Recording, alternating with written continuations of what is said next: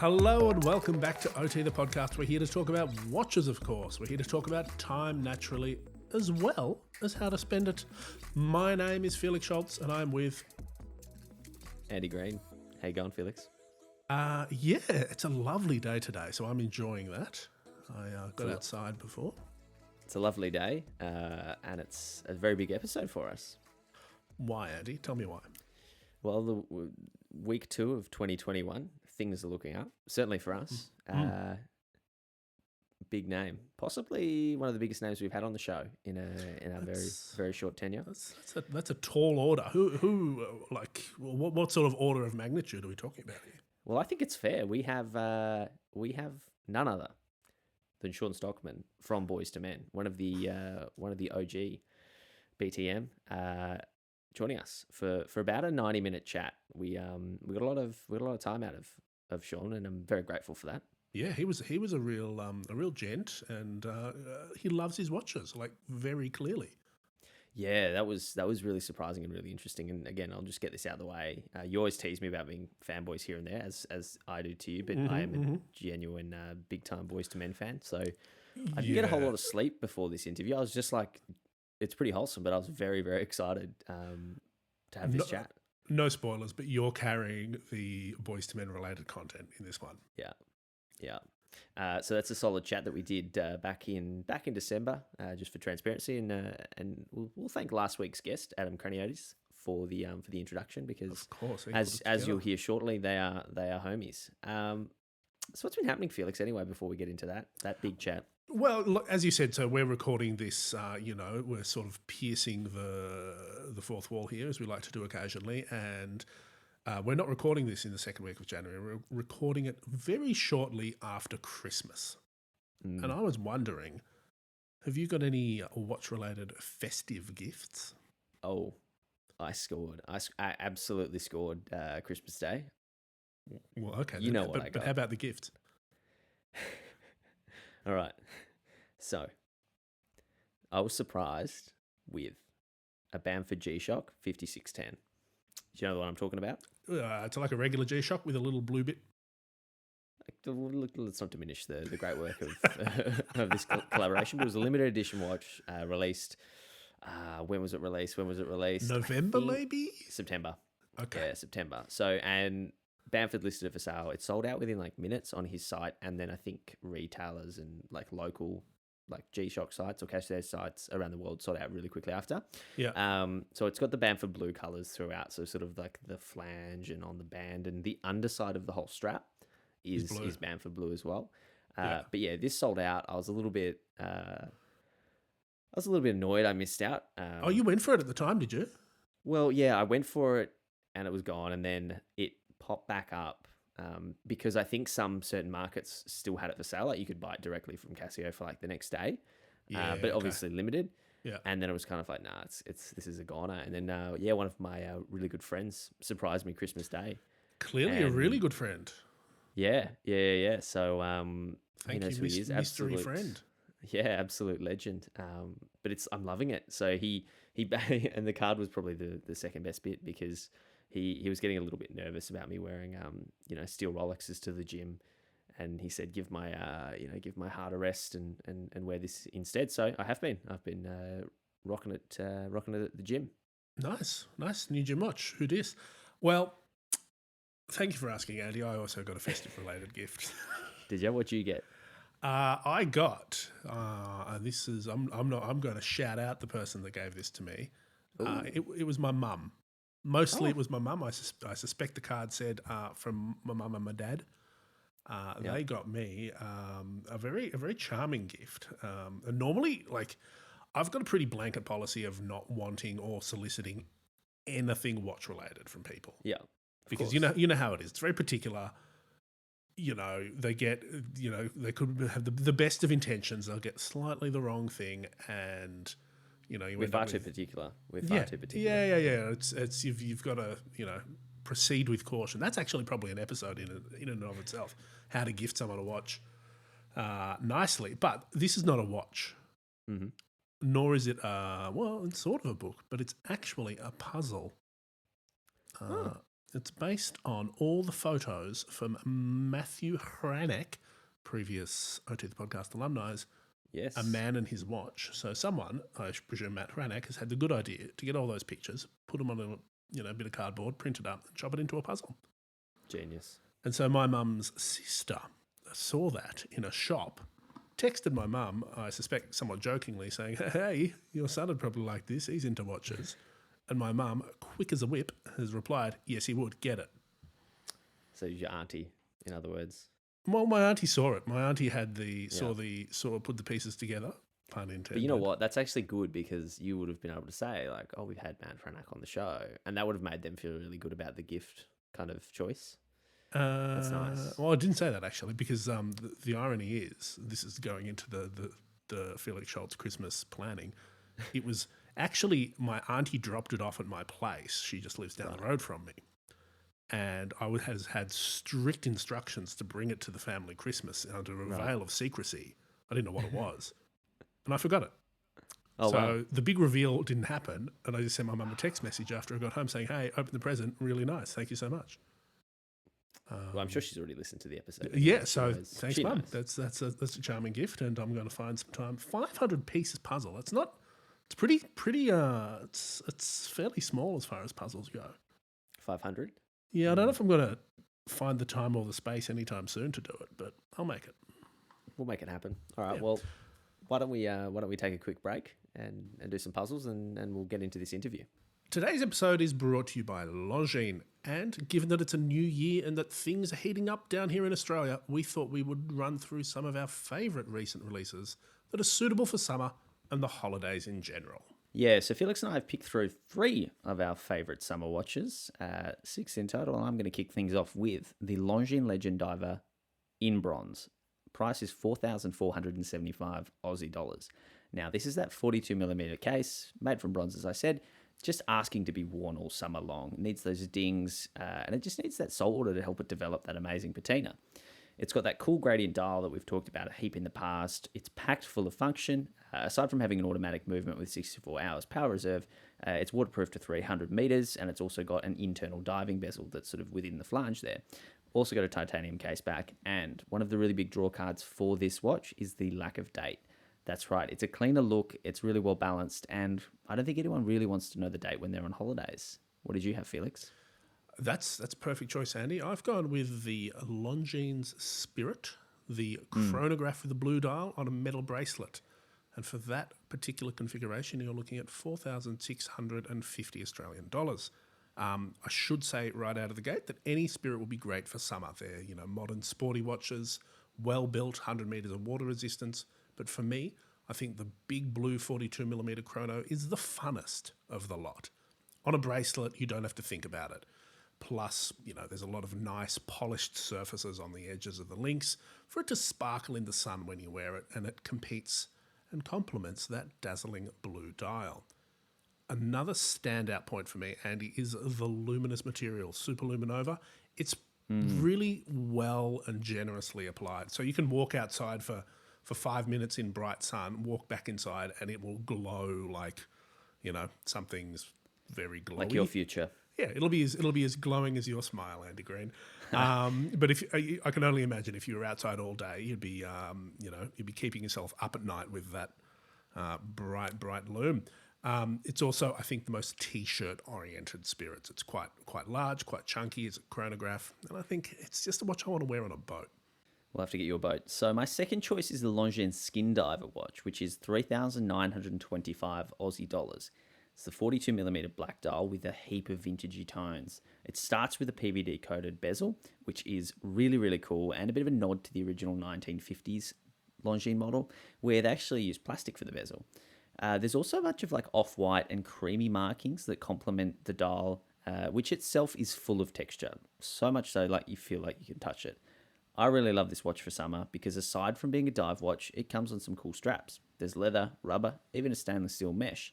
As a general rule, I'd probably go for the mesh and, procure a few later depending on what happens. Nice, solid choice, Andy. I've also gone vintage this time around. I've gone the Longines Heritage Military Marine Nationale. You know this watch, you love this watch. It also costs 3,050 Australian dollars. I like it because I think it's the perfect summer watch to wear when you still want to have that vintage vibe. It's a really nicely sized case at 38.5 millimeters across. Comes with a sapphire crystal, solid steel construction, good crown. It does have 3 bars of water resistance and a leather strap, so maybe don't get it too wet. Of course, if you are, sort of going out in the, in the sun or doing something a little bit more active, you might want to swap the strap out, which has never been easier thanks to the wonder of drilled lugs, Andy Green. You can, in the matter of moments, pop those spring bars out and put on a, brightly coloured NATO or, maybe something else that you like the look of. Also liking the look of the dial and hands on this watch.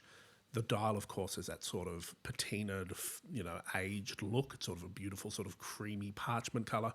And the hands are blued steel, which in bright light, they just glow. They're like nothing else. And I think they're absolutely great. I love that. Well, I'm finishing my third choice on a high note. I'm going for the Longines Heritage Tuxedo, which is a 3,050 Aussie dollar timepiece from Longines in 38.5 millimeters. That's right. It's a little bit large for me, but I absolutely love this watch. I love the size. I love the feeling on the wrist. It has an automatic movement, but the real winner here is the black and white dial makeup, which, as the name suggests, it's tuxedo vibes, right? The size is perfect. I think this would look really good with maybe a tuxedo. Andy, are you planning on tuxing up much over this summer holidays? Yeah, well, currently board shorts and then jacket and shirt over the top. So Nice, 50-50. Nice. Yeah. Formal poolside. But it's a beautiful three-handed watch with small seconds. Always gets extra points from me. Perfectly named, stylish, classy. All of the details are just lovely. That is an absolutely cracking choice, Andy Green. And I think I've also saved the best to last as well. I've gone for the, if you think Longines Summer Watch, you think Hydra Conquest. I do, at least. Cool. So this is the 41 millimeter version of their, iconic dive watch, green dial, rubber strap, 2,400 Australian dollars. Honestly, Wow. it's a diver. It's for summer. It goes together like, I don't know, sunscreen and sand. It's purpose built for for getting wet, for action, especially on the rubber strap. You don't have to think about any considerations. You don't have to worry about scratching it on the beach. You don't have to worry about the leather bracelet, anything like that. It's exactly what I want to be wearing all summer long. The 41 millimeter size I think is great, but if you want it a bit bigger, there's also a 43 mil version. The green is good too. Matte on the dial, the ceramic bezel shines a lot. Andy, what do you think of a green dial? I'm a fan. Nice. I thought you might be. I'm a fan. Probably also a fan of the other specs of this watch. 300 meters water resistance, double AR coating on the sapphire crystal, 64 hours on the movement, and as I said, that really scratch-resistant ceramic bezel. It's just a winner for me. Lovely choice. Lovely list. And as always, a great way to support OT, the podcast, is to support our sponsors. So head to longines.com to discover or even buy the watches we've been talking about today. We will, of course, link up all our selects. We'll link them in the show notes and we'll post them to social media. But before we get back to the episode... Have a great summer/holiday. Yeah, couldn't have said it better myself, Andy. Let's get back. And I am excited as ever. Shawn Stockman, co-founder of Boyz II Men, started the band in their late teens. Like we talk about when we introduce him in a moment, it's an excellent chat. He is a massive watch guy. He's just a lovely guy, really talented, and very grateful. Also, I'd say grounded. Like there's sure. a real, I think we talk about it a bit, but like he's been in the game, so they say, for a long time, and he's got a sense of like the ups and the downs, and I think that comes across really well, and he's just seems like amazing watch stories though. You'll have to wait and hear it, but there's an amazing MC Hammer Rolex related we shouldn't story touch that we'll get into. We won't. Oh, alrighty. Let's get him on the line. Let's do it. Today we're joined by a very special guest from a very special band which you might have heard of. Oh, I think I'm of an age where I would have, yes.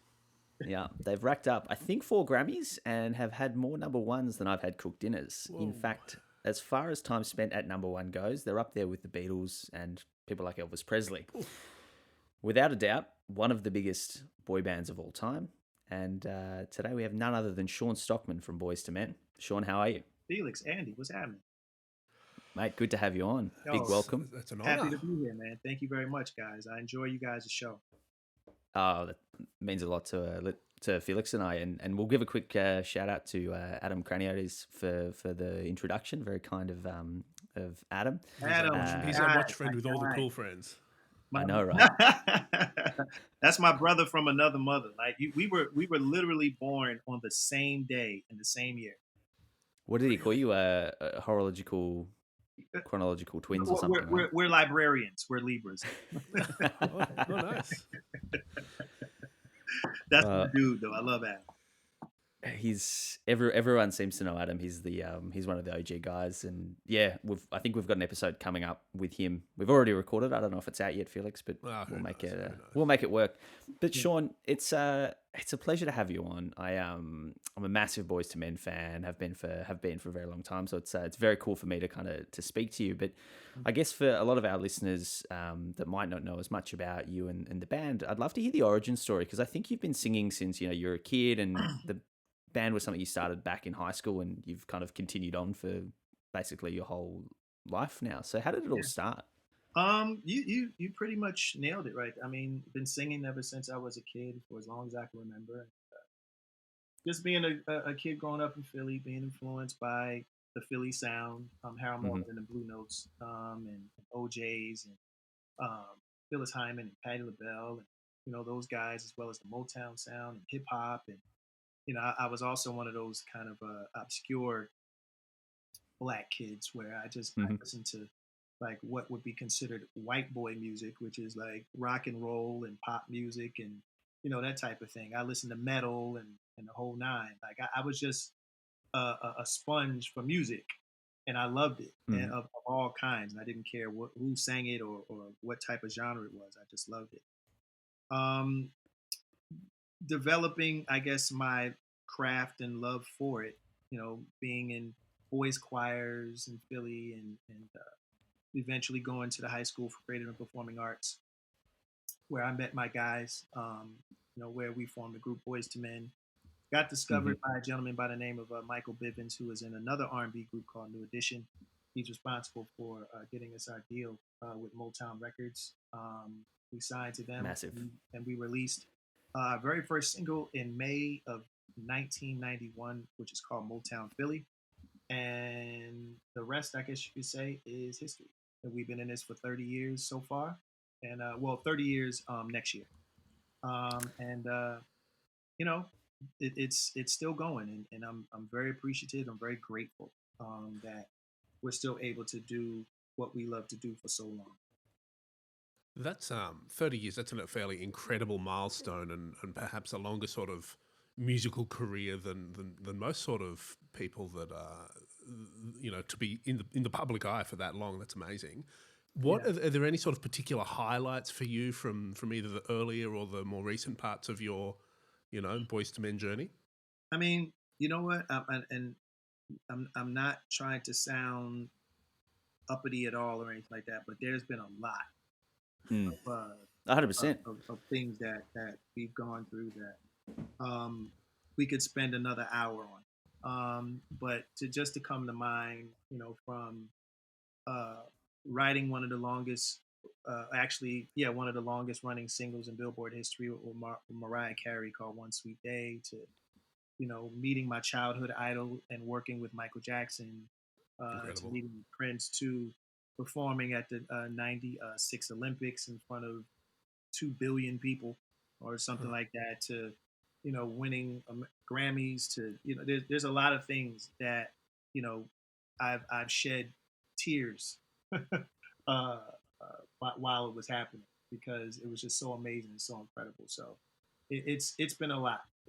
So I guess I could say the highlight, to be honest, I think the biggest highlight, that with everything that's going on and how much the world has changed, the guys and I have still been able to still have a love and appreciation for not just music, but for each other. We are brothers, in bond. And to know that we still are able to perform. Like, I just got off a performance 10 minutes before I called you guys. And amazing. A virtual performance. And the fact that people still enjoy hearing our voices is honestly a testament to just what we've done the span of our career, and it's been really, really great. Yeah, that's so cool to hear, because I think as far as, yeah, as Felix has just said, like as far as boy bands go and R&B music goes, you've probably been the biggest of all time in terms of just duration and success. So that's amazing. And I can imagine, and it's very evident sort of watching you guys perform and sort of looking at videos, how much fun you have. Mm-hmm. How have you kind of kept that going for so long? Like because it comes across very genuine seeing you guys perform together. Ultimately, we don't take this life, this career, the things that Mm-hmm. happen in life too seriously. Yeah. There are more things. There are real things to worry about and to concern ourselves with. Mm-hmm. Our lives as performers and singers is definitely not one. We enjoy and appreciate every moment we're on stage, every time we're in front of somebody, every time someone says that, yo, your song got me through this and that and all that other stuff. Like it's been a blessing. It's truly been a blessing, and to know that people appreciate what you do just makes it that much more fun for us. So we don't take this too seriously, because to be honest, a lot of what we do is based on how lighthearted we are. Even if we're singing sad songs or singing something that's Mm. emotional, the the journey behind those particular performances and those songs still in a weird way makes us happy, because we know that we're touching people.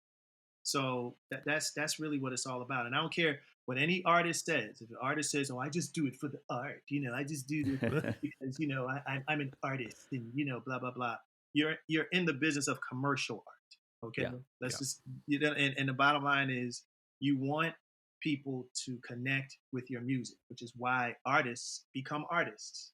So knowing that we've reached that we've Mm. accomplished that, makes us feel fantastic and over the moon about every performance and everything that we do. Yes, we get tired. Yes, we get bored sometimes. Yes, we'd rather be at the hotel playing Yeah. PlayStation, listening to you guys, me listening to your podcast, talking about watches all day. We'd love to do that. But when we do go on stage, we're reminded why we do what we do.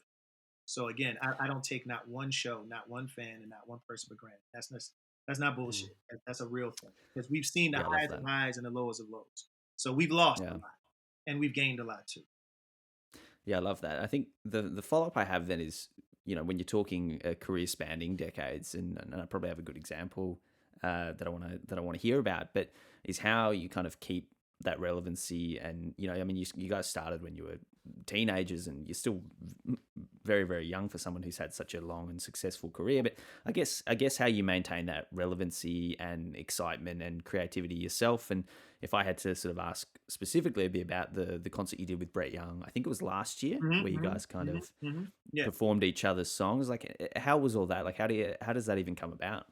it's really as organic as Brett Young saying that he's a fan of Boyz II Men's. My manager catching wind of that, Wow. calling his people up, saying, "Hey, we heard that your guy's a fan of our guys. Let's do something." Okay, cool. What are we gonna do? Well, we're gonna do this on this particular performance, the mashup, the country mashup. Sounds good. When are you doing it? Such and such. We'll block out the time. See you then. Amazing. That's it. Amazing. So basically, what happened here then is sort of how people go into your people. And... Yeah, it's really. I don't like to complicate things, mm-hmm. and I don't like again, as I mentioned, life is hard enough. Yeah. Okay? When you're interested in something or someone, let them know and see where it goes from there. And that's pretty much how we've done made most of our career moves. When people thought that Boyz II Men should be done with, and we should just pack it up and leave and not sing anymore. You're a '90s group. You're this. You're that. Blah blah blah. We were like, okay, whatever. Fuck you. Let's see what else we can do. You know what I'm saying? To continue to, Dude, it was amazing. The country mashup is that's an awesome. We'll definitely link up some YouTube clips because it's just so good. Oh And man, and Brett is become one of our best friends. Like, he is. yeah, we still talk to him. We still, this wasn't just a one-off thing. We're friends, and Hey, he was wearing a watch on stage as well. I kept kind of gazing at. yeah, I don't know. he has a few. He wears Yeah. I think his favorite from what I've seen is because obviously we're watch people, so to Yeah. instantly look at people's wrist. He had on a Rolex date just Mm-hmm. with I think it was a blue dial. Jubilee as well, right? Jubilee blue dial. I think that would be No. This was an oyster bracelet. Ooh. Okay. Yeah, he had an oyster bracelet. So this one was nice. And I was like, oh, that's pretty cool. And Yeah, I was. yeah, There you go. so he has on and he wears another one too. I Okay. forget which one it is, but I think that one's his favorite because I seem to see him wear that a lot. Yeah, awesome. No, I did. I was watching the clip and I wonder if you're peeping down at his wrist. Oh, But, always. So that's the first thing I do, as a watch lover is I look at what a man or a woman is wearing on their wrist because it says a lot about the person as far as like who they are and what they're into and what their tastes are. Well, I mean, we are a watch podcast, so why don't you tell us what's on your wrist and maybe how the whole watch thing started for you?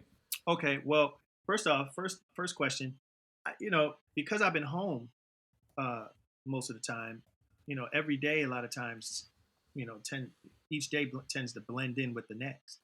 So a lot of times I forget what day it is, like literally. Like, a few days ago I thought it was Saturday and it was like Thursday and some shit. So so Yeah. I wear my Apple Watch. Okay. Nice. I wear my Apple Watch. I got the new one, the new series 6, I believe, and it's the it's the red one. I got it on a black strap right now. The rubber strap where it doesn't have like any connections to it. I forget what they call it, but like loop, the it loop got or something. size, Yeah. and I was able to kind of just slip it on, so I kind of wear it like a bracelet. And for the most part, that's what I wear throughout what I've been wearing anyway throughout this whole pandemic because it gives me everything I need. It tells the time, the date, the weather outside. It checks my heart rate when I'm working out on my Peloton bike. You know what I mean? So Yeah. it does everything I need, for the day to day. And as I mentioned, I homeschool. I have, I'm a daddy, so and a husband. So, I do all of those things as well. So that helps me out a huge deal. My second favorite watch that I wear is, believe it or not, is a Casio. Again, because of the Wow. pandemic, I wear the GBDH 1000. It's the fit one. It's the one again Oh yeah. where you're running around and you want to check your steps and you want to check your heart rate and all those other things. Like this watch does it for me. And Casio's, I've always been a G-Shock guy, like for years and years and years and years and years. Like before it became super duper popular and Mm. back in the day, where I grew up in Philadelphia. Let me first give you the backstory. I've always loved watches. There was something intriguing about it as a kid, seeing, men with their sleeves rolled up and this timepiece on the wrist. It looked important to me, Mm. and it looked cool. And my very first watch was a Tigger watch. I went to Cool. Sears after begging my dad, "Can I please get a watch? Can I please get a watch?" And he took me to Sears, uh, and he bought, which is a retail store Mm-hmm. for people that a lot of people may not know about. It's closed down. But anyway, um, he bought me this Tigger watch. It had a green strap, and Tigger from Winnie the Pooh was on the dial. It's a white dial. They were really, really cool. So he buys this watch for me. And this was a profound moment in my life of watch collecting, in watches, period. And he said, "Okay, son, got you your watch. Now, what time is it?" And I was like, I don't know how to tell time. I just liked the watch, but I didn't know how to tell time. Sure. So he goes upside my head, slaps me, pow, right, and he says, "Give me the watch. Until you can tell time, you're not wearing it. That's cool. Ooh. No one should Wow, that's should wear a watch and not be able to tell time." So I learned how to tell time, and he gave me the watch back. And I think I was like, how quickly did you learn how to tell the time? I learned, I think that day. I learned that day, and he went through it with me, and I practiced it a few times and all this other stuff. And he said, "Okay, cool, you can wear the watch." And then he would test me every once in a while just to make sure I'm not just wearing a watch. "What time is it, boy?" I'd be like, 4:12.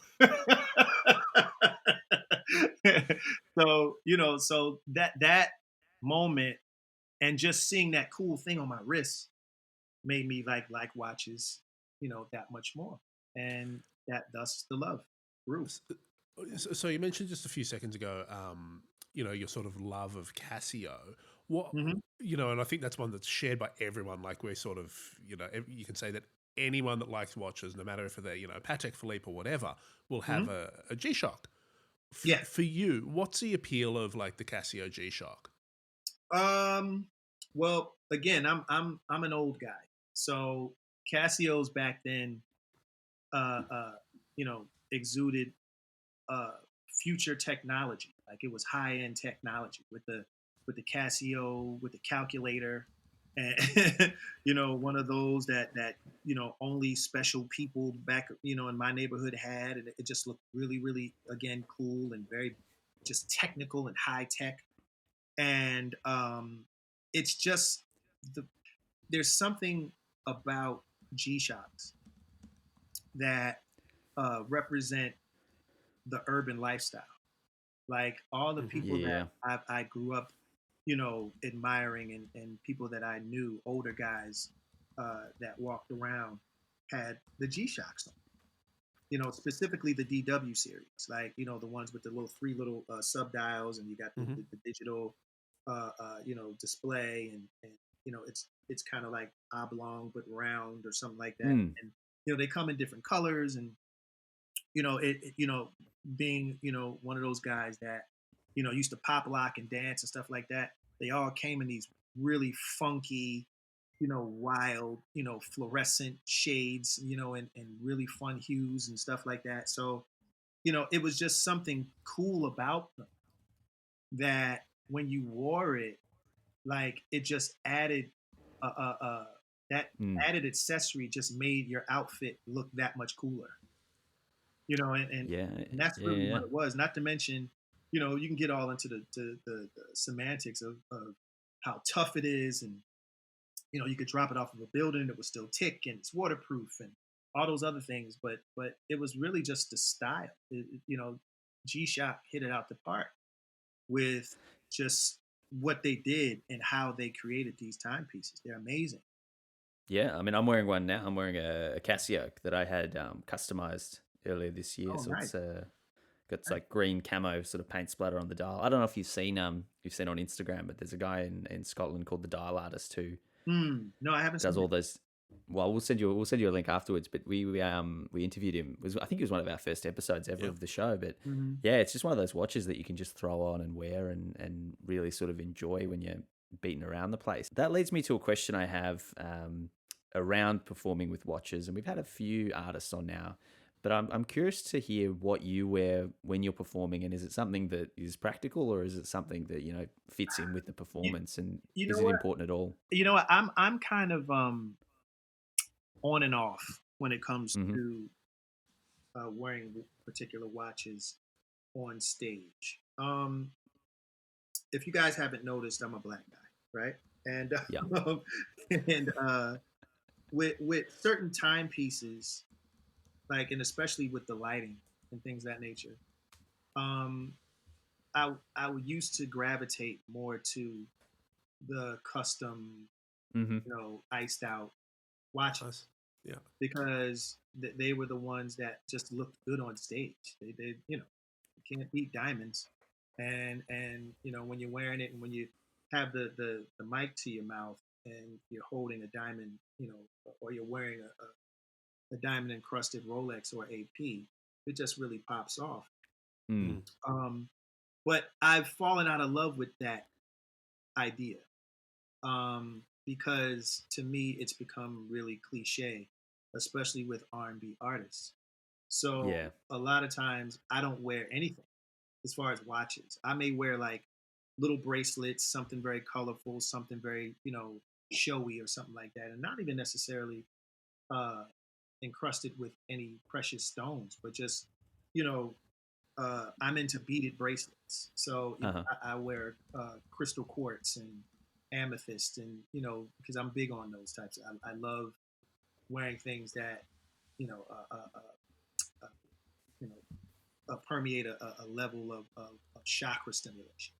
Yeah, So, yeah. so I wear those while I perform. But when I'm off stage, a lot of times I wear stuff that only watch people would probably know because it's not showy, it's not iced out. Although I will admit, I did just purchase a Cartier Santos.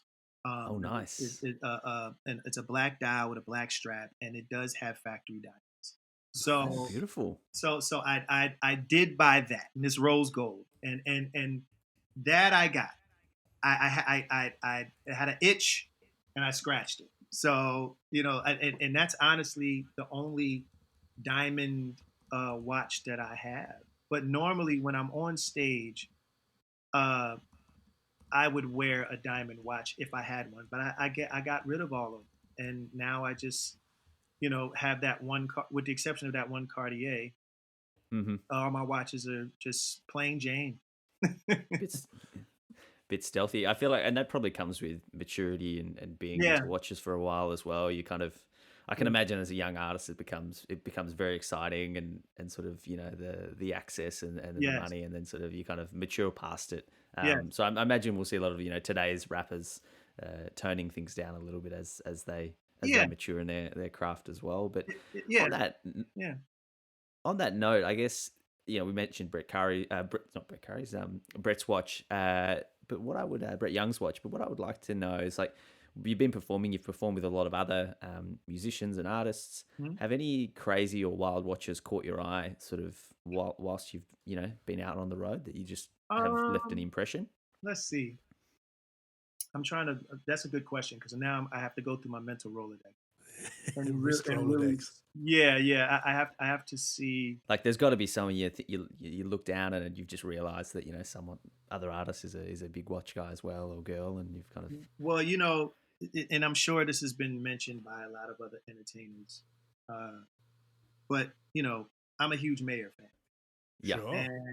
and one time I went to see him in Los Angeles at this small club called the Hotel Cafe, Mm-hmm. and we're in the front row, and he's about to come out and perform, and he sees me. He said, "Hey, Shawn, what's up?" So we're talking, and I think at the time I was wearing my IWC Ali, Uh-huh. Nice. and he had on the the Smurf. He had on Oh Nice. yeah, yeah. the white gold. No. I'm sorry. I'm lying. He Huh. had on the white gold GMT Oh Rolex. yeah, yeah. Oh, nice. Um, and we're sitting talking about watches and guitars and stuff like that. And he was like, "Yeah, it's something about this GMT that I really enjoyed because, it's not stainless steel." And he took it off. And like, you feel the weight, and it's pretty hefty. Yeah. And he was like, there's something about that particular timepiece that I love because there aren't too many people that are on it. Like meaning, everyone was getting everything else and kind of overlooking, this particular timepiece. And he was like, and I love it for that. And John has a good instinct when it comes to uh, picking watches. He's actually kind of my muse in to some degree as far as the stuff that he wears. Our tastes are very similar, and I really not only enjoy his watching, when he is on Hodinky and displaying his watches, but his knowledge for them and why he chose them. Some of them I really can't get into. Some of them I'm just kind of like, okay, that's just his thing. But um, Did you cop one of his Hodinkee limited editions that just came out? The Casio. Yeah. I didn't yet. I didn't yet. I'm working on that. I'm trying to get. Nice. So We missed out too. yeah, I'm trying to get one. But yeah, it's a cool piece, and I'm kind of mad at Casio because it's like, I've done a lot of things for Casio, and they've actually been very nice in providing G Shocks for me, and like Hmm. the one that I mentioned and stuff like that. But I even talked to them about trying to put together, a custom, watch, That'd be cool. for me, and John beat me to it, and I'm a little upset. But Well, if but Casio, if you're listening to this, we can yeah, get in touch with Adam Craniotes. He'll yeah, pass you on. yeah, man. Holla at your boy, man. I've been trying to get at you guys for years. You've You got know, you've I got a quick question. On that. So if there's a music button to play, what song's coming out? if there was a music button to play, Yeah, if we could put a little 15-second track in there, what oh, song's coming out? play All I Do. It's from my new Okay. project. nice. Okay. Good plug. All right. So we've but yeah, I think Mayer's my guy as far as uh his diversity. Again, we have similar tastes because I've also seen him wearing, G Shocks. Like, I like one of my other favorites, G Shocks are Mud Masters. Like I have a yeah. few Mud Masters that I enjoy. And that I wear those, and I got one with an orange strap. You know what I mean? And that I love. And I've seen him wear a couple of G Shocks, and then he'll turn around and wear I think a Mark IV, like IWC, Yep. which I love with the NATO strap. I Mm. absolutely love it. Now, where I think I differ from him is that I've never seen him wear, and this is by far my one of my top three watches that I have, and just period, is the Omega Speedmaster. Like Mm. that is one of my favorite watches. I have a newer version, but with the Hesalite crystal, Yeah, yeah. and I love that watch. I enjoy looking down at it. It personifies to me everything that other watch brands try to do, in the sense of its quality, Hmm. in the sense of its functionality, in its function, in its pragmatism, as far as it being able to. I could wear that watch in my pajamas that I'm wearing right now, and Mhm. then put on a tuxedo, and it still Yeah. look good. Yeah, You know what I'm 100%. saying? Like, it is that all around timepiece, and a lot of watches can't pull that off. So that's actually one of my absolute favorite watches, not just because of the history and what it symbolized and why it became so famous, but it's really just a good watch. And Yeah. for the price, it's freaking amazing. You get a in-house movement. You get all of the bells and whistles that people spend hundreds of thousands of dollars for something that costs single digits in the thousands, and that's Yeah. that's amazing. So we've spoken a little bit about your more sort of recent watches and some, sort of your more mature tastes in watches, maybe. But Mm-hmm. I want to sort of go back to like when you after your Tigger watch and you've had some success. Mm-hmm. What was the first? And I'm using air quotes here. Nice watch that you got yourself, and how did Oh, you end up with it? I remember that like it was yesterday. Um, it was 1992. Me and the guys were on tour with MC Hammer, Yes. right? Wow.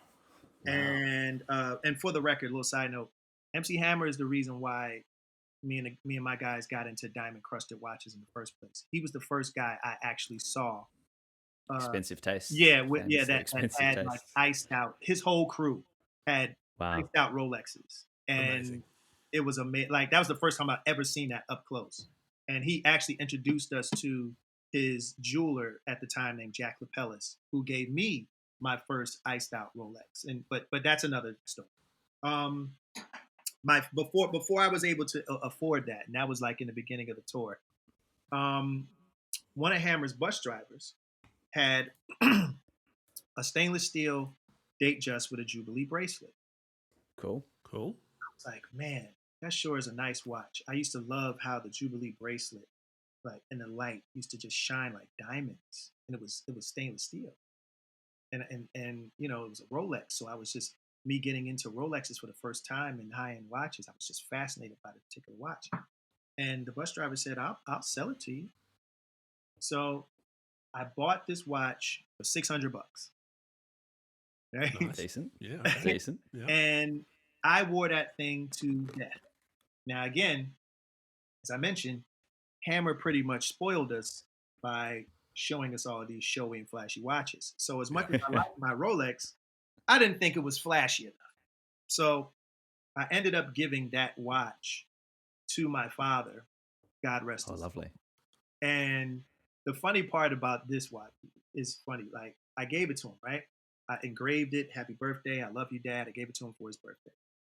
I saw him, like, I think 3 months later, and I see him wearing a watch. And I was like, Dad, where's the watch that I bought you? He was like, it's on. I have it. He took the watch. He had the dial, or it had the case for the watch, but Yeah. changed the bracelet to a Speedy bracelet. Nice. A Sears $5 Speedy bracelet attached to a Rolex. I said, Dad, where's the bracelet? He's like, son, it was just uncomfortable. And I like to be comfortable. So I just bought a watch and I just took it to Sears and I just put this bracelet on and I installed it myself. I was like, oh my God. I was like, Dad move. I was like, Dad. Well, at least it wasn't. At least he hadn't taken it down to the jewelers and had it diamond encrusted. You imagine that? That's true. But that's my dad. That was my dad. Like, Yeah. he was like, okay, a Rolex, whatever.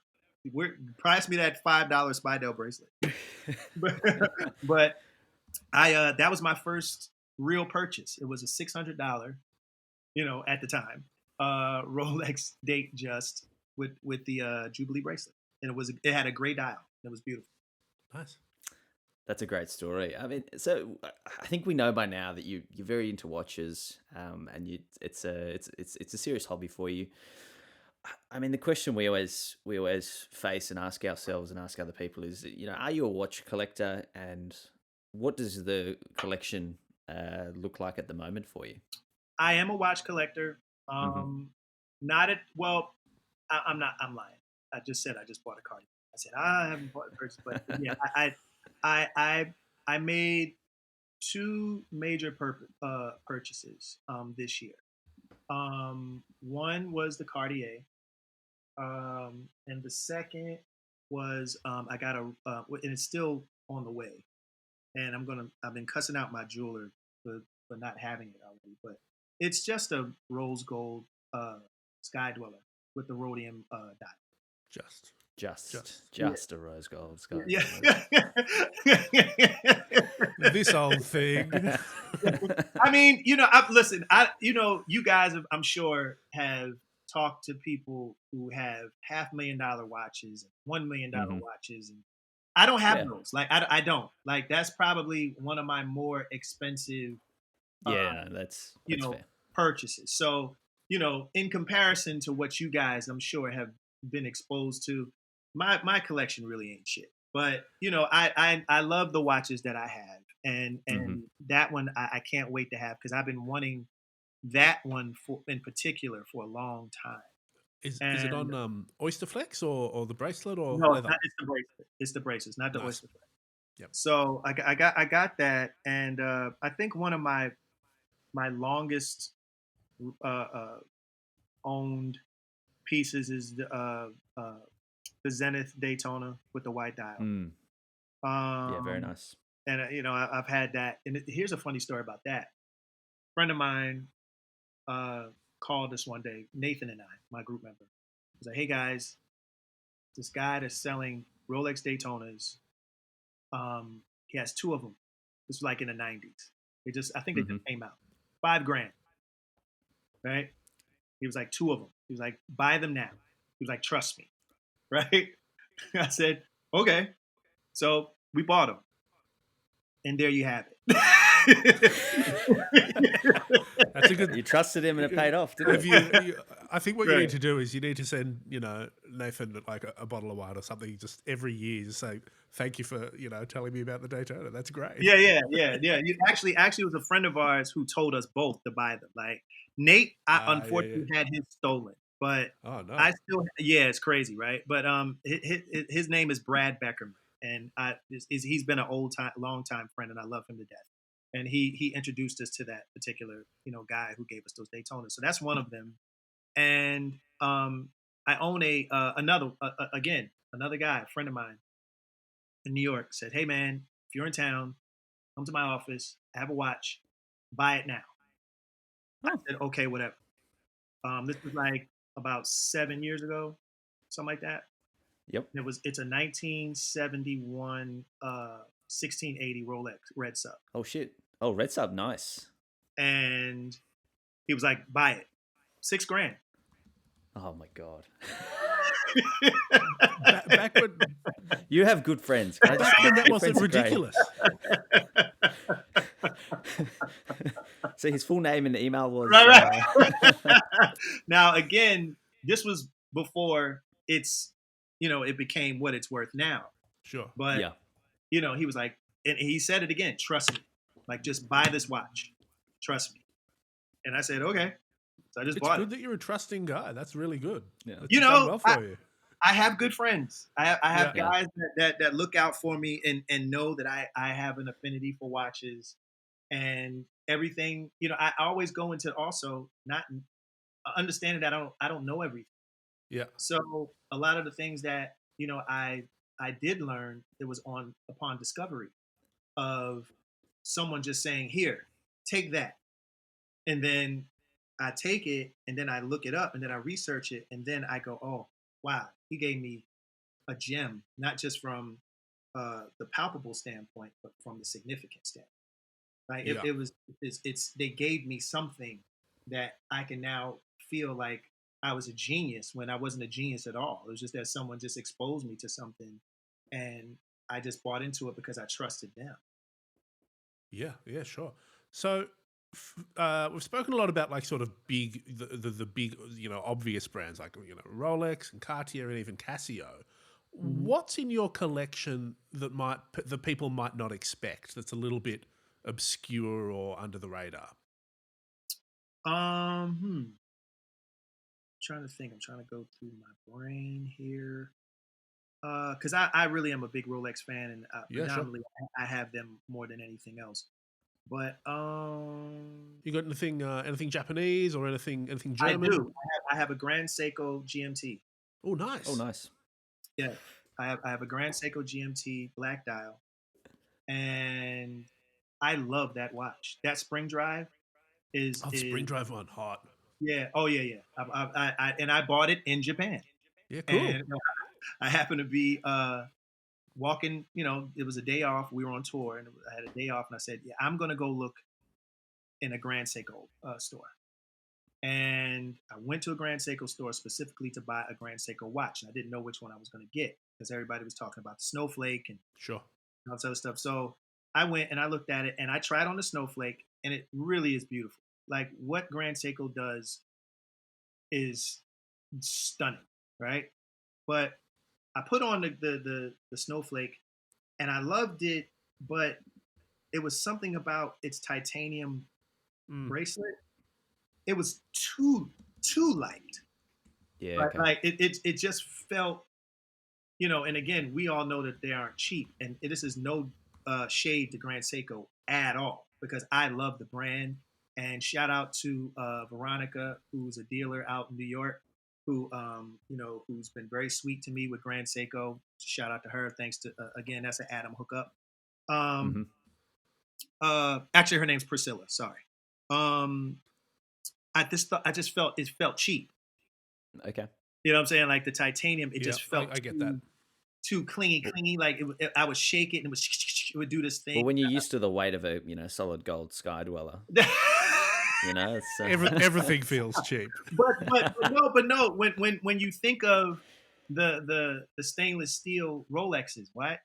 Like Yeah. I have not just the red Submariner, but I have the 2014 sub. Okay. And I, it's not heavy, but it's not light either, and it's still stainless steel, and it feels comfortable. There's something that Rolex did, and I don't know how they did it with the way they crafted these watches, where they just feel like your skin.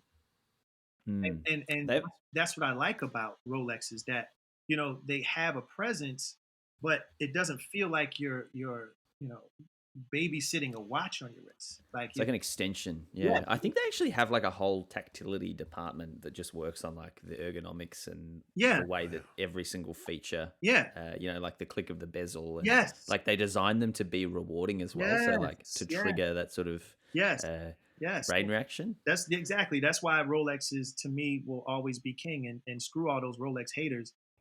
Rolex is everybody's benchmark. I don't care what watch company you are, because sometimes watch people can be snooty and watch snobbish. Oh, Mm. you wear no. Rolex is the standard to me. Someone who's able to make a company that still is Mm. respected by watch lovers and still make 1 million watches a year.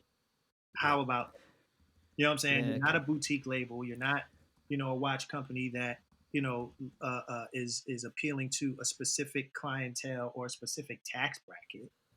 But Yep. it's something that anybody can almost anybody can purchase and feel like you're part of the club. But anyway, I digress. The Grand Seiko GMT is one of my favorite watches. Now, if I had to complain, Yep. um, I collect guitars, right? Okay. And one of my favorite, obviously anybody guitar's favorite brand is Fender, right? Sure. The Fender Stratocaster, one of the greatest guitars, if not the greatest guitar ever created by a human being. Leo Fender smashed it with this particular guitar. They're not always perfect, right? You'll come across a couple of guitars that are, need some work and, some tweaking and, some upgrades and things of that nature. But for the most part, it's still a Stratocaster. It still has a type of cachet and a type of organic feel that whenever you put it in your hands, you start playing it, the sound is unique. Fast forward to, or, a few years later, to a company called Duesenberg, right? Uh-huh. Mm-hmm. It's a German company. And like A. Lange & Söhne, which is one of my favorite watch brands. We'll get into that. Oh yeah. Duesenberg makes these amazing guitars. They are absolutely perfect. And that is the problem. They're too perfect. Yeah. Okay. Yep. it's like It's true. Yeah. It's like the guitar is so well constructed, and it looks so I know what you're saying. beautiful. I know what you're saying. You understand what I'm saying? That when you play it, sounds great, stays in tune, the whole 9 yards. But But it's that character. It's there's no soul. yeah. Like, Okay, so here's a question then. So because I know you've bought some new watches recently this year that you've mentioned, and you've also mentioned some older watches that you have, and I think that I'm guessing that you really like the vintage watches because of the soul and the character and the history that comes with buying a 1680. But also there's something really special about buying your old, a brand new solid gold Skydweller for yourself. So what do you prefer in a watch? Do you like the sort of the vintage, or do you like the new? I like watches that somehow blend the two. Again, when I go back to Fender Stratocasters, right? I have like a couple of heavy relic, guitars that are custom shop. But it's new, but it looks like it's been beat to hell and it's been played for 30 years. Okay, yeah. You understand what I'm saying? Like, I like the idea of having a guitar that looks worn and looks like it's, as Eric Clapton used to say, the reason why he would go to pawn shops is because he looks for the guitars that were highly favored, the ones that went through a couple of gigs, fell on the floor, the guy picked it up, fixed it, and then still years later still had to sell it. And, Interesting. you know that Interesting. those watches, I mean, rather those guitars, are all the kinks have been worked out. That's a perfect guitar. The wood has been bent perfect. It's not going to bend anymore. So when you hit that A chord, that's what it's going to sound like. And if it sounds sweet to you, it's always going to sound sweet to you. When It's it very comes smart. to watches, I look to the I guess, I don't know, for lack of a better word, the classic look. Um, I like the Black Bay 58. Hmm. Because it gives me both worlds to me. Like it has a hint of nostalgia, but it's modern. Um, yes, I love wearing my 1680. I love wearing my Zenith, but at the same time, I also freak out because if someone bangs on it too hard, I Yeah. want to punch them in the face. So it's like, so to some degree, I'm picky about where I wear those. But I still like the idea of having something that looks vintage. So I enjoy wearing watches that still have a hint of the old, but is new.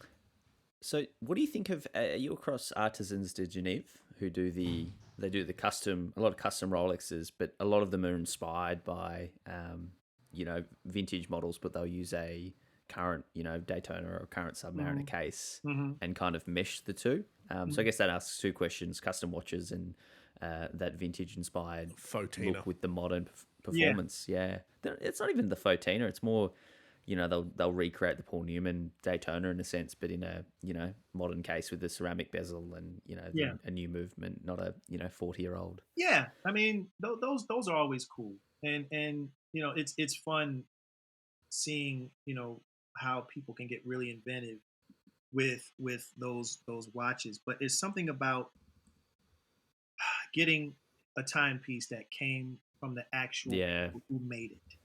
Yep. Like there's something special about knowing that you have on something that you feel like those guys nailed it. You know what I'm saying? Like this is it right here. They did that. You know what I'm saying? And Yeah. it's amazing. And it was almost like when you buy something like, man, they read my mind. Like this is exactly what I wanted. This is exactly how I wanted it to look. And it came from the actual company that did it. Yeah, cool. A watch that I think you sort of I've read about a little bit, and you sort of mentioned really briefly in passing, but I just want to go back to it. You've got a Mhm. fairly interesting IWC, the big pilot I'm thinking of. Can you tell us a little bit about that? The Ali. Well, the IWC that I have is the Ali edition, and Cool. I want to say they only made 1,250 of them or something like that. And it was made specifically for the greatest of all time, Muhammad Ali, and he's one of my heroes. And it sucks I never got to meet him. I never got to meet him, but Mm.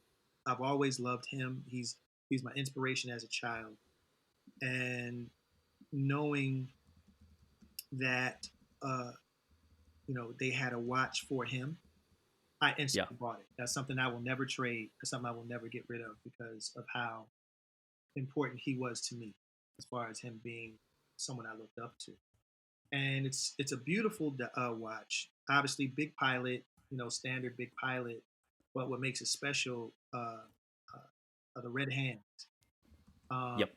that are on the dial, and the engraving on the back of the actual watch. Um, to know that it was made specifically for him. Not to mention, uh, with purchase of this watch, you get a book, right? Mm. That uh, has very exclusive, special photos of him start when he first started, like very old pictures of when he first started boxing, all the way up to the end of his career. And this Mm. book literally weighs 100 pounds. Jesus. It's a huge book. It took me and a friend of mine to lift it up and move it into my garage. It's that big. and it's that heavy. That's impressive. But it is a gorgeous book. And anybody that is interested, they can look it up. Just look up the Muhammad Ali IWC book, That's and cool. it's really, really awesome. And Felix will drop a link to it so they can find it. yeah, it's an amazing book, and it just features all the intimate moments, not just the ones when he was in the ring, but where he met the Beatles, and all of like just all of those like special moments of his that you may not always see online, and that comes with the purchase of the watch, and is absolutely amazing. Love that. Love that. No, it's a great reason to own a timepiece. And one other watch related question that I want to ask you is your relationship with Seven Friday, because as we've kind of talked about, I don't know if you've just done it or it's coming up, but there's a virtual concert that you've kind of headlining with them. But Yeah. how did you get looped in with the brand, and what have you been up to today, tomorrow, yesterday? I don't know, with time zones. Yeah, as I mentioned, a lot of what's gone on in my life and in my career was literally based upon just being at the right place at the right time, and just things Yep. happening organically. Mm-hmm. I stumbled across the company on Instagram, and I just found them very interesting. I looked at them and I was like, those look really funky. Just seeing how they were made, and going in depth into just what it is and what they represent and the whole nine. It felt really nice to know that you can get something that doesn't necessarily cost an arm and a leg, and it's fun. It's not too expensive, and I can wear this every day and look cool and be a conversation piece for watch lovers. Like, what is that? That type of thing. So I had a friend of mine reach out to my now friend Dan Niederer, who owned Seven Friday, through Instagram, and said, "Hey," because he was in town actually. He was in LA when I was in Vegas. Me and the guys have a residency in Vegas at the Mirage Hotel, and I was Amazing. so bummed that I wasn't able to go because he was having a watch party. Mhm. So I told my friend, "Hey, go there, reach out to him, and go to the actual party and tell him that I'm a big fan." Right? So he reached out and he went to the party, talked to Dan. Dan said, "Hey, we're going to be in Vegas this weekend. Maybe we link up." I said, "Great, I'll get you tickets to my show." So, Handy. it was Dan, and it was Wachanish, and it was like a whole bunch of people like with him, and just a bunch of men all going to a Boyz II Men show. Sure. And we met after the show. We talked. We talked about watches. I already told him I bought a few of his, and he was like, "Hey, we should just stay in touch." Make a long story short, um, I told him about my son, who was diagnosed with autism at 2. His partner also had a daughter that has autism, so he was very familiar with the situation, and he was like, "All right, I'll tell you what. Here's what I'm gonna do. I'm going to make you a special edition Micah's Voice watch. I'm only going to sell 100 of them, and 100 of the percent of the proceeds will go to your charity." Because of his generosity, he was the reason why my foundation, Micah's Voice, was able to have a platform and able to start. He gave me and my wife our seed money to Wow. help other people and to help, give children the things that they need to deal with the condition of autism. And this was before that. I already loved Danny, but this is why me and him are friends to this day. Same thing that went along with this festival. It's called YFPF. The reason why this even came about was we were on an IG Live. And mind you guys, I like to talk. I'm long-winded. I got a lot of stories. Good stories to hear, man. So, it's all good. We were on the IG Live. We were just talking because we're actually working on another Micah's Voice edition watch that hopefully will be out in April of 2021. And we were talking about virtual festivals. Don't know how we got on the topic, but I was like, man, if we ever did a festival, or I ever was a part of a festival, it should be cool. I've seen a lot of other festivals, and they're all kind of stuffy. And if I did a festival, I want everybody to feel like the festival was like your favorite pajamas. Nice. Like that's how it felt. And Danny was like, you know what? That's the name of the festival that we should do. On the Explains ID you wearing pajamas. Yeah. Okay. And I was like, cool. So December 11th is the time where we did our first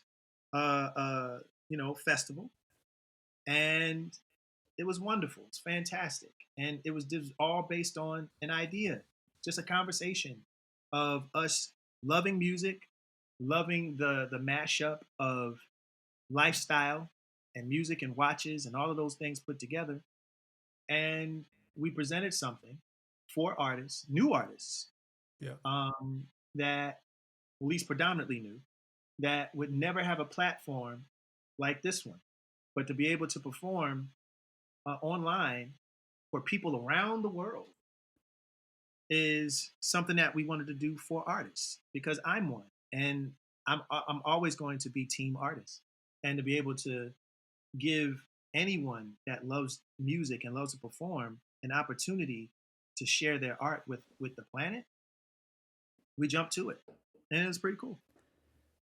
That's Yeah, amazing. that's awesome. Yeah, that is great, and it's it's one of the positive things to sort of really come out of this year. So obviously we'll sort of link up your work with Micah's Voice and Seven Friday. I'd be really interested in knowing though, Will, what is something that our listeners can maybe should know about autism spectrum disorders, or what it's like to care for young people, or to be aware of, around those issues? Yeah, well, autism, quite frankly, I don't want to get into too deep into it, but it's a social disorder, which basically, affects a boy or a girl's ability to communicate, to be able to do primary, rudimental functions like speak and take care of themselves, be able to know their surroundings, and so forth. Um, there are 70 million people with autism. That is a country. Basically. Yeah. And there are even more cases with each day. When my son was diagnosed with autism 15 years ago, I think the count was 1 in 160 something. Now I think it's 1 in 52. So this is serious. And autism come in spectrums. It's not a one trick pony in the sense of other conditions or other diseases or whatever you want to call them. Like you'll have autism in different levels or spectrums, as we call it. Like my son is mild to moderate, which means that he knows how to take care of himself to some degree. He can speak, he can communicate, but only limited. But then you have some that are extremely severe that can't do any of that, and will have to be taken care of for the rest of their lives. But for the most part, most men and women, boys and girls with autism, are functional human beings. They just have certain ways on how you communicate with them and talk to them. They're not your typical man or woman. And because of the fact that these kids are growing up to become adults, there's a lot of misunderstandings and a lot of miseducation when it comes to it. A lot of people hear that word or relate that to somebody and gets freaked out, scared, or whatever, and as if they're monsters or anything like that. People with autism can be valuable contributors to society.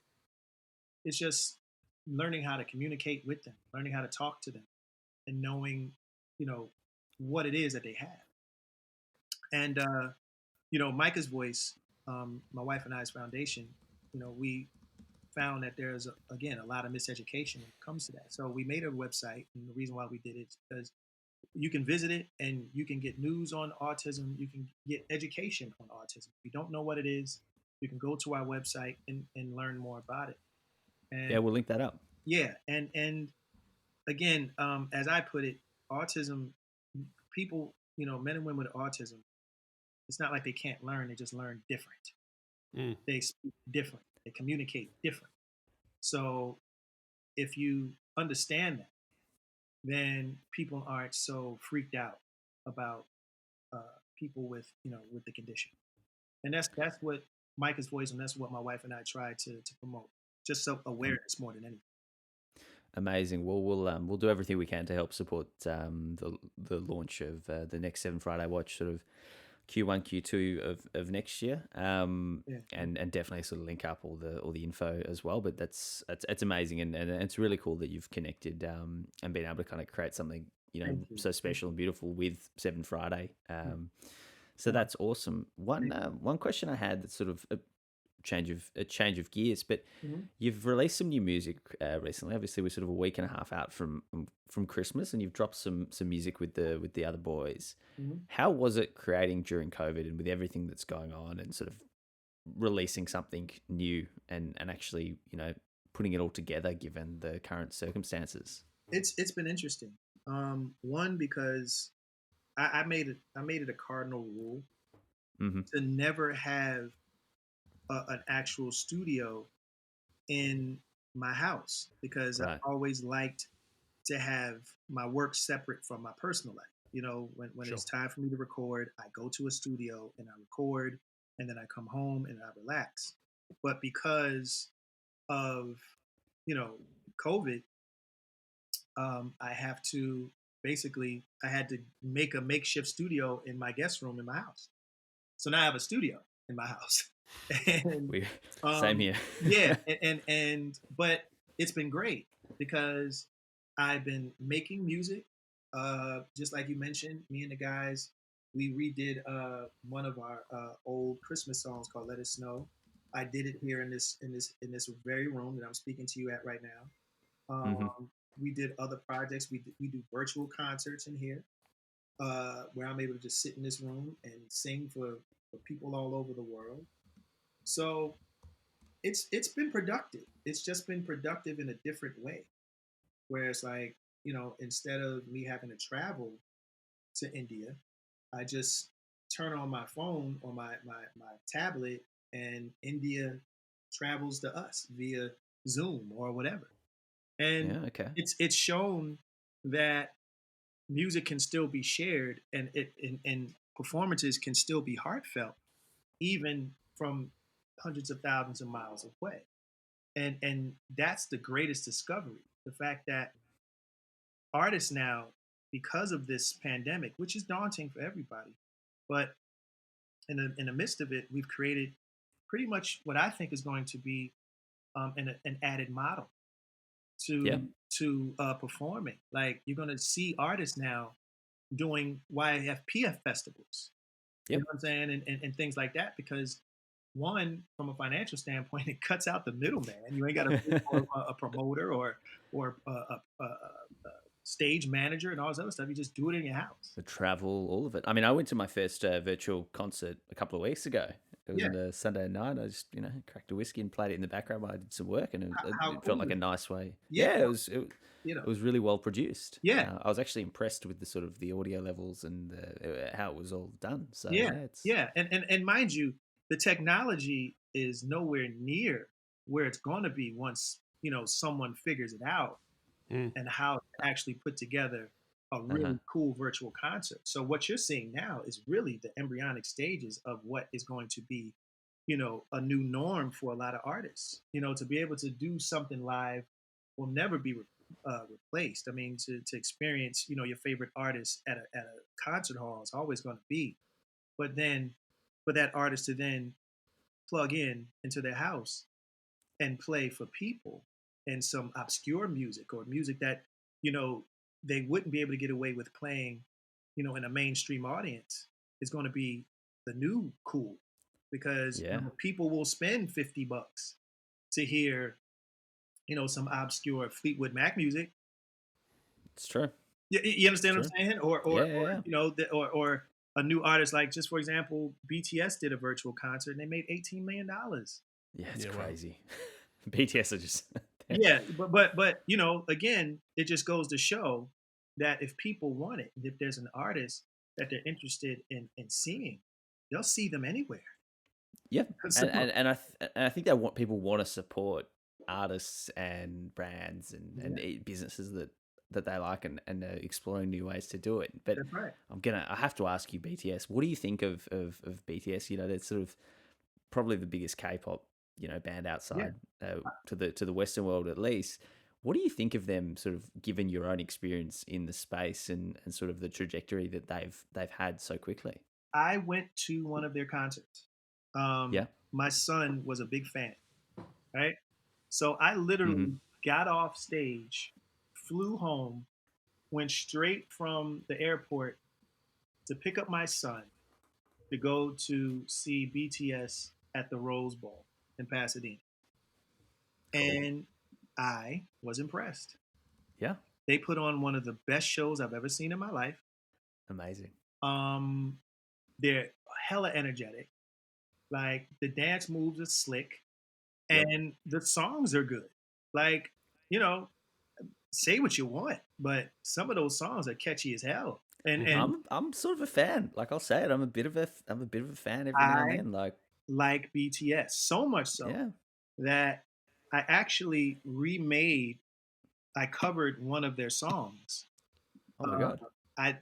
I sang like a verse and a chorus to, I think the song is called Serendipity, and I just covered it and I sang it in Korean.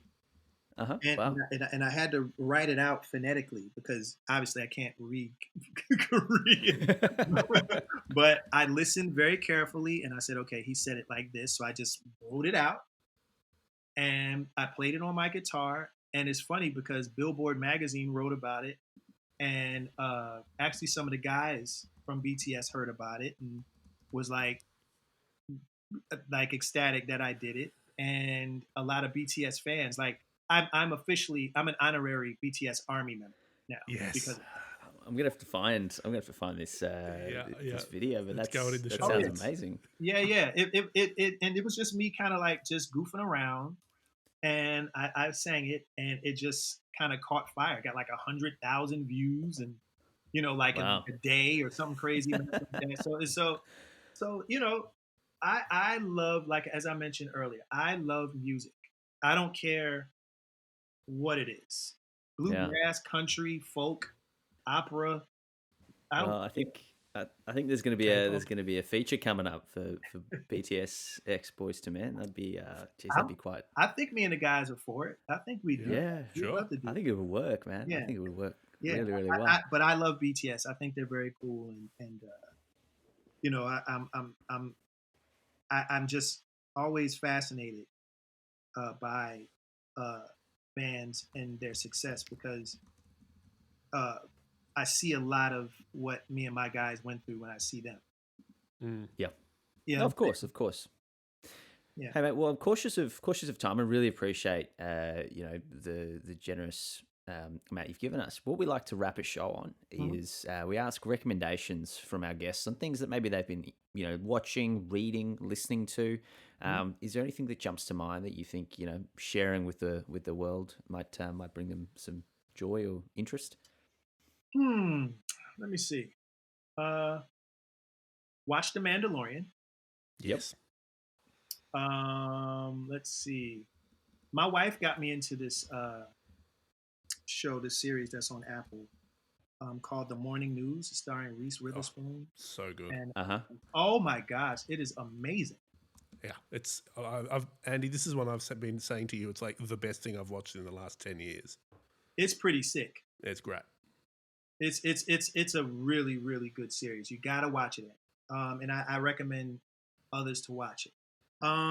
Let's see. As far as music, I don't know if you have a lot of R&B fans out there, but I'm gonna give a recommendation of an R&B artist that may not be on your radar because they're not super duper famous at all, as a matter of fact. Uh huh. But her name is, I'm looking for it, Alex Isley. Okay, She has an album with a gentleman by the name of Jack Dine, Alex Isley and Jack Dine, and the album is called Wilton. Okay. Highly recommend that album. It is Okay. If you like R&B music and you like Perfect. smooth vocals and a really good vibe, I would say pick up this EP. Like I said, it's called Wilton. Mm-hmm. By Jack Dine and Alex Isley. I think that it would be perfect background music for you to enjoy while you're at home, whether hanging out with your significant other, cooking, whatever. Maybe drinking some Harmony wine. Drinking some Harmony wine. And that's another thing I was going to get to. Make sure you guys pick up Harmony by Boyz II Men. It is a wine that me and the guys created. It's Bordeaux. It's made in a vineyard called Saint Auguste. And it was made, the grapes are all organic. They were actually grown through the process of that's called genetics. What that means that the grapes were played music as they were growing. There were no pesticides. There were nothing else put on the grapes. So the grapes were grown and taught to fight off, any type of, infections or anything that a grape would get. So, and cool. They actually played Boyz II Men music as they were growing. That's incredible. So not only that's amazing. So get Harmony by Boyz II Men. We have Rosé, we have White, and we have Red. And last but not least, pick up my album called Forward. Of course. And it is out now. Pick it up, and along with the Harmony wine and Alex Isley and the Mandalorian. And it's a weekend sorted. That is a good Saturday night. You're good to go. Nice. That's. I love that. I'll make wine for you. Yeah, I'll make wine for you, like you want me to. Oh, what a note! What amazing. Well, thank you so much, Shawn Stockman, for joining OT the podcast. We really, really appreciate it. It was awesome. We'll have to get you back sometime in the new year to talk about that 7th Friday. Oh, fellas, anytime. I enjoyed it. You guys are awesome, and I can talk about watches and life and all that stuff all day. Amazing. Thank you. Thank you so much. Thank you. Well, Andy, if I had a better understanding of the back catalogue of Boyz II Men, I would make a pithy Boyz II Men related pun right now, but I don't. So I'll just leave it, as we'll have to change that. I think a lot of our listeners are going to be going through that back catalogue and re-listening to some of their favourites. Hit them up. We'll have to link up the Spotify Boyz II Men, channel. Make a playlist. Yeah. But no, honestly, thank you so much, Shawn Stockman. That was really great to chat to you. Also, again, thanks to Adam Graniotes for, reaching out on our behalf. And also, I think we need to thank this episode's sponsors, Longines. They have been with us for a while now. They've been great to work with because their watches are great. Yeah, Andy, what else do we need to do? Thank you to OT. Thanks. I think we should give ourselves a pat on the back. Yeah, thanks for making it into season 2. Email us otthepodcast@gmail.com. Follow us on Instagram, ot.podcast. And as always, thank you to Major Tom Media for pulling the show together. If you like the show, tell your friends, tell your neighbours, tell your sister's brother. Felix is telling his mother's sister. And subscribe. We will see you next time with another bang. Cheers.